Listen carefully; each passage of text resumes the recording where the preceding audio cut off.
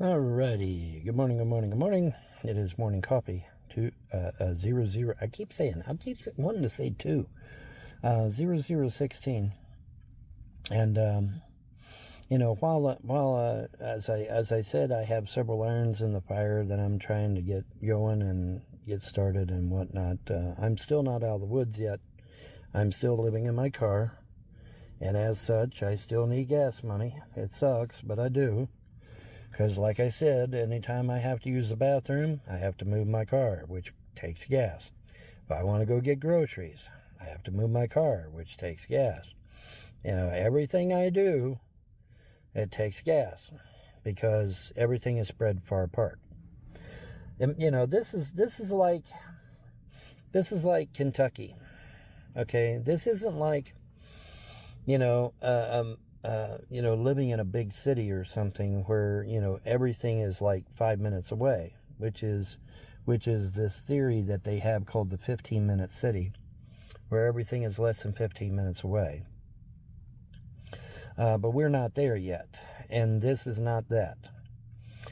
So if I go from the campground to Walmart, let's say, such as to do a video or whatever, okay, that costs gas money. If I need to go use the bathroom because there isn't any facilities at the camp area, so I have to drive to go use the bathroom. Okay, that costs gas. Then if I need to go get groceries, I have to use gas again. Okay, so everything I do, I have to use gas, and that because everybody, Todd gave you $500, Vaughn. How in the world did it get sucked down so fast? There you go. That's why. Because literally everything I do requires me to move this car.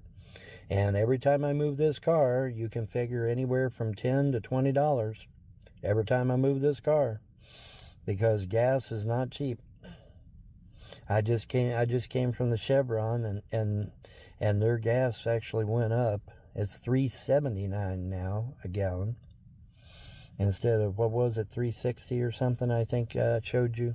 That's $3.79 now. It went up. Yes, it went up. Okay, so please ignore what Trump is saying, because Trump is not living in the real world. Gas is going up, not down. At least it is here. And I can prove it with the signs. I don't know why I didn't get a snapshot of the damn sign, but I didn't get one. I have to get a snapshot. But yeah, it went up. It's $3.79 a gallon here now. Now, you say, well, this guy says he can find gas for $2. Okay, great. If you can find gas for $2, but yeah, are you living near the interstate? No. That gas station is nowhere near the interstate, I guarantee it. Because any gas station that's going to be anywhere near the interstate is going to charge you at least $3.29. I guarantee it. Why? Because that's what's going on the interstate. That's the going price on the interstate. In fact, like I said, there's people telling me that, in some parts of California and Texas, it's $5 a gallon. It's not $3, it's $5. Okay, so, so what's up with that, right? You go into South Texas or you go into California, you're going to pay $5, according to some people. All right, so yeah, that's just reality, man. That's the real world. But yeah, I'm sure you can find some little podunk gas station in some little town somewhere way far away from the internet or interstate, excuse me. That yeah, it charges like $2.50 or some shit. But you're not going to find that anywhere near I-40. I guarantee. Guarantee you won't. Now, like I said, Todd was able to find that ethanol gas. He was able to find it for $2 something, which is true. I pointed that out. But not every place has ethanol gas either, right? And they sure as hell don't have flex fuel, which is what what this car calls for. Well, I wish they did, man. Flex fuel is $1.85 a gallon. That was great, man. I filled up my tank completely. Whereas before it would have only been a quarter tank, I was able to fill my tank up almost completely. Not quite, but almost completely on that flex fuel. And it seemed to run better on the flex fuel. Gee, I wonder why. Oh, because it says flex fuel on the back of my vehicle. because that's what it's made for. It's made for flex fuel. Well, the problem is that Maverick is the only gas station I know that has flex fuel, and not all Mavericks have flex fuel even. Only a few do. And so it's hard to find flex fuel, sadly. I wish that Chevron over here had flex fuel, but it don't. And the Marathon station don't have flex fuel either, sadly. But oh well, that's the breaks, that's reality. And the reality is that unfortunately I still need donations. That's just the way it is, man. And I know these trolls are aggravating the shit out of people. Oh, look at Bond, he's e-begging. Well, you get everything stolen from you and see what happens. You'll be e-begging too. When you get everything stolen from you, especially your inheritance, then yeah, you're going to be living in your car and you're going to be e-begging just like me. That's reality, man. That's the real world. I don't know why Clay County didn't immediately throw him in jail as soon as they found out he lied in court. That's for Clay County to answer for. Because if it had been me and I'd have been the judge, I'd have said, hey, wait a minute, we found this real will making Von Helton the executor, which means you committed perjury, Mr. Frost, at minimum. And at maximum, you committed fraud and grand theft. So we're going to have Mr. Bailiff here lay hands on you, and not in a biblical way. We're going to have Mr. Bailiff here lay hands on you and throw your happy ass in a prison cell for trying to defraud the great state of Kentucky, which is exactly what that was. That's exactly what that was.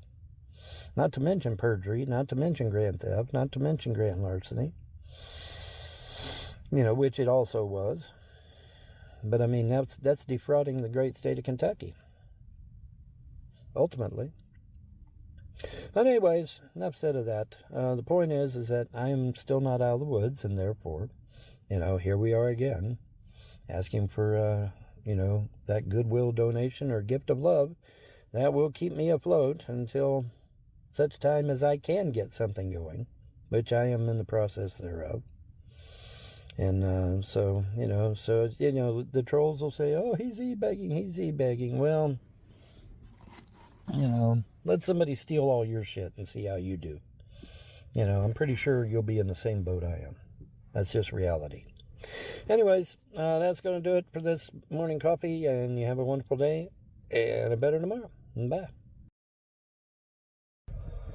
Alrighty. And what can only be described as a supreme meltdown, Rosie O'Donnell goes on an interview with somebody as my dog sits there and rolls around in the garbage bags. Anyways, it distracts me. But, a total and complete meltdown by Rosie O'Donnell. 28 minutes of a 30-minute interview spent doing nothing but speaking in deranged talk concerning Donald Trump, saying that Donald Trump has dementia, Donald Trump is unhinged, Donald Trump is this, Donald Trump is that. A dementia patient is not going to be out and go play golf.